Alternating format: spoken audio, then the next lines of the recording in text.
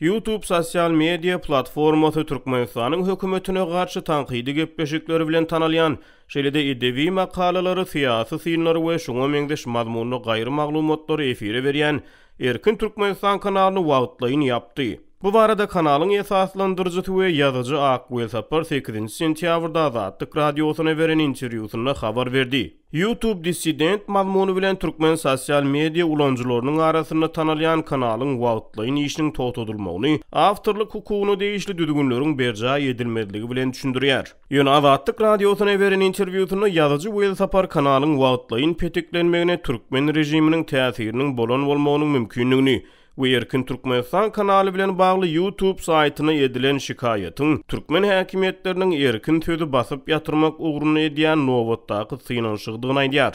Soňky bir hepden içinde bizim üstümüze hüjüm güýçlerini, hasam bizim göwnümizde olmasa şo türkmen halkynyň puluny, türkmen döwletiniň puluny mümkin Ýewropadan, Gara Türkmenistanyň daşartyndan juristler, hukukçylar hakyna tutulup şolon kömegi bilen bizim üstümizden YouTube'a arz edilipdir. Diýip Akgül Sapar aýtdy.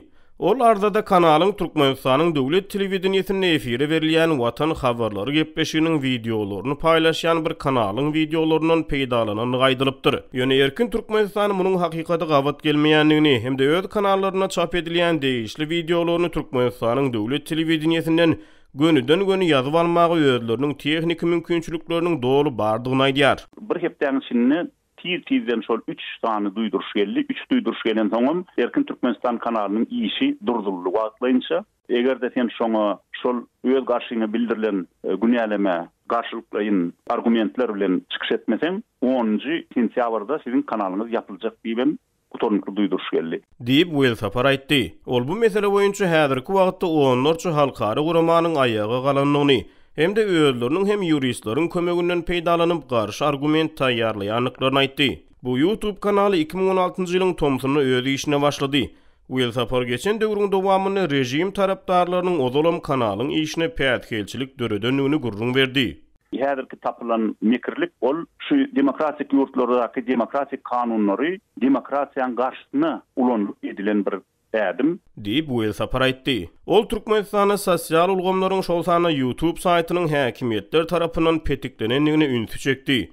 Hem-de dinleýijileri we kanalyň abonentlerini söz azatlygynyň tarapyna çykyş etmäge çagyrdy. Kanalyň esaslandyrjysy Erkin Türkmenistanyň abonent sanynyň 30 000 ulanjydan geçenligini hem-de onuň şu wagt içinde umuman jemi 17 million edek tomoş edilenligini aýtdy. Erkin Türkmenistan kanalynyň geçen ýylyň tomusyny Türkmenistanyň prezidenti Gurbanuly Berdimuhammedowyň saglyk ýagdaýy barady.